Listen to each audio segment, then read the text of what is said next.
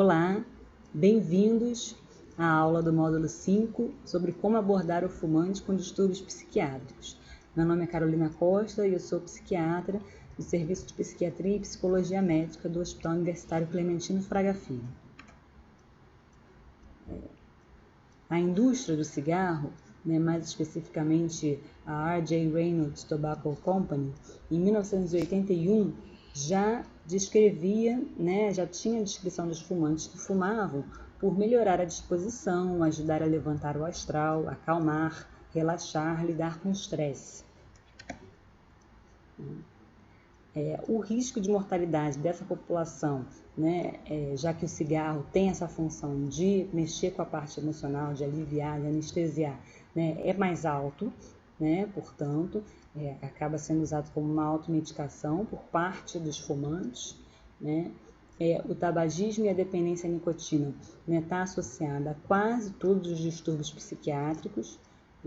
E os indivíduos com diagnóstico psiquiátrico, no último mês, em um trabalho feito nos Estados Unidos, consumiam 45% dos cigarros fumados nos Estados Unidos, sendo que representavam 7% da população daquele país.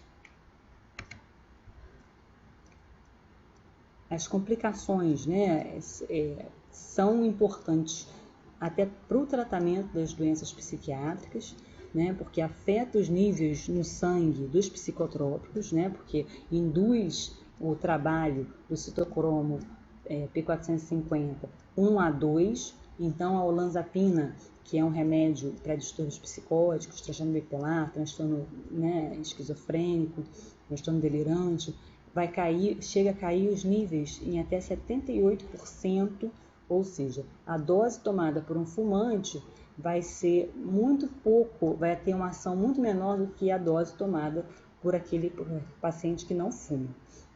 Diminui os níveis da clozapina, que é uma medicação para esquizofrenia refratária, principalmente associada a comportamento suicida. Então, o paciente que para de fumar, ele pode utilizar menor dose de clozapina, porque já que quando fumava, a clozapina no sangue dele era muito menor, fazia muito menos efeito. A gente tem que ajustar quando o paciente para de fumar, para uma menor dose. Os antidepressivos tricíclicos também sofrem influência do tabagismo. Os fumantes, eles experimentam mais discinesia tardia do que os pacientes psiquiátricos não fumantes, que é uma complicação do uso dos antipsicóticos. O paciente com discinesia tardia, ele tem movimentos orais involuntários, movimentos das mãos, e é uma complicação grave. Os fumantes deprimidos, eles têm índices mais altos de suicídio que deprimidos não fumantes. Com relação ao percentual, a prevalência da associação do tabagismo com distúrbios psiquiátricos, na população geral, enquanto o tabagismo é cerca de 22%, num trabalho feito por Hughes em 86, na esquizofrenia chega a 88%, e aqui a gente destaca o abuso de álcool, que geralmente a gente desconfia, o paciente que tem esquizofrenia, o paciente que tem depressão, fica claro para a gente que tem algum distúrbio, mas o abuso de álcool está associado a 43% com o tabagismo. Às vezes você tem que desconfiar, porque o paciente não relata pela carga moral do uso de álcool de forma problemática. Então, aqui a gente vai ver nesse trabalho de Lasser em 2000, se o paciente teve alguma doença mental no mês passado, com relação à população geral dos Estados Unidos, representava 28%, enquanto, 28% da população geral dos Estados Unidos já tinha tido algum distúrbio mental no mês passado, e se fosse ver dentro desse grupo os fumantes ao longo da vida, chegava a 59%, uma proporção muito maior do que os outros grupos que não têm doença mental ou já tinham tido alguma doença mental na vida. Aqui outro gráfico demonstrando esse aumento proporcional de acordo com o número de diagnósticos psiquiátricos, principalmente um aumento marcante de fumantes pesados. Então, a dependência à nicotina em saúde mental, né, é a comorbidade mais prevalente, né, que mais mata, tem maior letalidade, tem um custo mais elevado e a maioria é tratável. Uma das questões fundamentais assim, em fumantes com comorbidade psiquiátrica é que ambos, né, fatores psicossociais e neurobiológicos reforçam o uso da nicotina. Né? Diminui o número de tentativas para deixar de fumar, esses pacientes têm menos, né, 30% versus 42%, né, de pacientes que não têm distúrbio psiquiátrico, aumenta a taxa de recaída, né, e esses pacientes eles são excluídos dos grandes estudos e também são excluídos dos principais programas de cessação. Né? Com relação às crenças e atitudes que alimentaram, né, a indústria do tabaco nesse grupo de pacientes. Para muitas pessoas com distúrbio psiquiátrico crônico, fumar é uma parte da rotina importante, né, e da estrutura diária, né, anestesia, né, o estigma, a pessoa se distrai com o cigarro, né, reduz também sintomas negativos, a esquizofrenia, a princípio, né, imediatamente, porque cronicamente aumenta os sintomas negativos dos trabalhos. Né? Os sintomas positivos também têm uma redução imediata, né, não a longo prazo. Na psiquiatria existe uma cultura, né, de cigarro, né, eles já existem documentos da indústria do cigarro que demonstra assim, cartas de diretores de hospitais psiquiátricos solicitando cigarros que fossem ser jogados fora por erro na produção, ou cigarros que eles não iriam colocar para o mercado, porque seria o melhor medicamento para agitação. Então, um diretor médico psiquiatra falando isso para a indústria de cigarro, existe relato disso escrito. Muitos clínicos acreditam que as pessoas com distúrbio psiquiátrico não são capazes, nem estão dispostas a parar, o que alimenta mais ainda, eles têm dificuldade, mas também a falta de estímulo por parte dos profissionais de saúde também alimenta a prevalência elevada de cigarro nessa população. O principal componente psicoativo, né, seria a nicotina, né, com ligação da nicotina aos receptores de acetilcolina, né, e seria um agonista endógeno, né, da acetilcolina. A acetilcolina seria um agonista endógeno nesse caso, que a nicotina ela vai estimular a liberação de acetilcolina, além da dopamina no sistema de recompensa. Os receptores eles estão largamente distribuídos no sistema nervoso central e estão envolvidos em processos cognitivos, emoções, no sistema de recompensa, que, por isso, seria uma automedicação para esses pacientes. Fumar cigarros tem propriedades de inibição da enzima monoaminoxidase, ou seja, ela destruiria menos as monoaminas, que são dopaminas, né, noradrenalina, acetilcolina.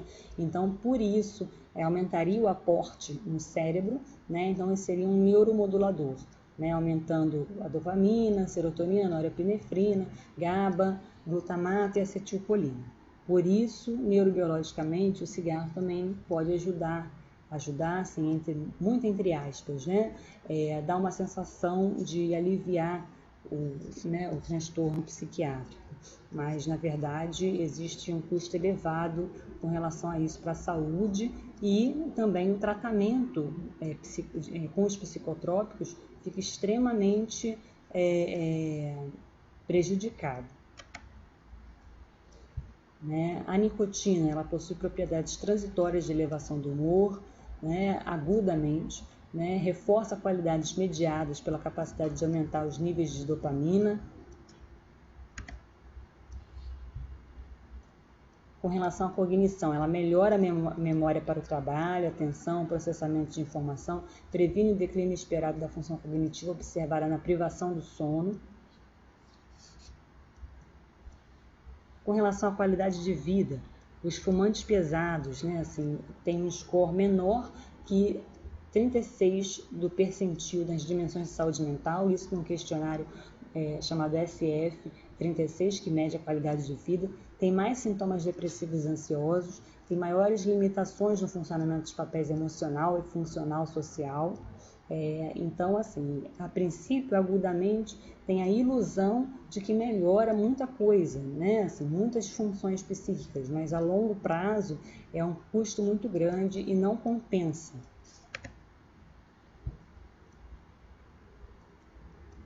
Com relação ao tabagismo e depressão, a depressão corrente se associa com incapacidade para deixar de fumar e aumento da possibilidade de recaída, né? Se existir depressão prévia ou atual, leva a uma maior severidade de sintomas de abstinência, principalmente com sintomas depressivos, né? Então aumenta o risco de lapso e recaída na primeira semana, e isso principalmente em mulheres. Uma depressão no passado, ela se associa com aumento de sintomas de depressão, em seguida a uma tentativa para parar de fumar, né? O risco de recaída permanece alto nos primeiros 6 meses após parar de fumar, né? Se o paciente teve, né, ao longo da vida, depressão, né, a prevalência da depressão de 10, 20, 30%, 40%, né, relacionado ao consumo médio de cigarros, né, aqueles que têm mais depressão ao longo da vida fumam mais, vai ser sempre uma relação diretamente proporcional. Quanto mais tem sintomas psiquiátricos, mais fumam. Com relação aos distúrbios de ansiedade, tabagismo pesado está associado com elevado risco para desenvolver agorafobia, que é a evitação social, né, em lugares que tem muita gente, onde o escape, a fuga seria difícil ou embaraçosa, né, caso precisem sair por uma crise de ansiedade aguda, uma crise de pânico, né. O transtorno de ansiedade generalizada também está associado a um elevado risco, né. O tabagismo eleva o risco para desenvolver o transtorno de ansiedade generalizada, também o distúrbio do pânico, né, e aumenta o risco de recaída durante os estágios iniciais da tentativa de cessação. Então, o que tratar primeiro? Né, diante de um quadro depressivo e um fumante que procura tratamento para deixar de fumar, o médico deve sempre avaliar e estabilizar o quadro depressivo do paciente antes de iniciar a abordagem intensiva para a cessação, tratar simultaneamente as duas condições. Né? E aí vai variar um pouco de caso a caso. Tem pacientes que falam que não consideram que sejam capazes sem tratar o transtorno depressivo antes. Né? Tem pacientes que estão prontos, estão abertos para receber ambos os tratamentos. Então isso é muito mais uma escolha individual. Não existe contraindicação de tratar os dois. Né? Então quais fármacos se deve optar? A bupropiona, né, é sempre bom porque é antidepressivo e também uma droga que vai ajudar no tabagismo. Então é uma escolha que pode ajudar, né, a matar 2 coelhos numa cajadada só, como se diz popularmente. A vareniclina tem que tomar cuidado.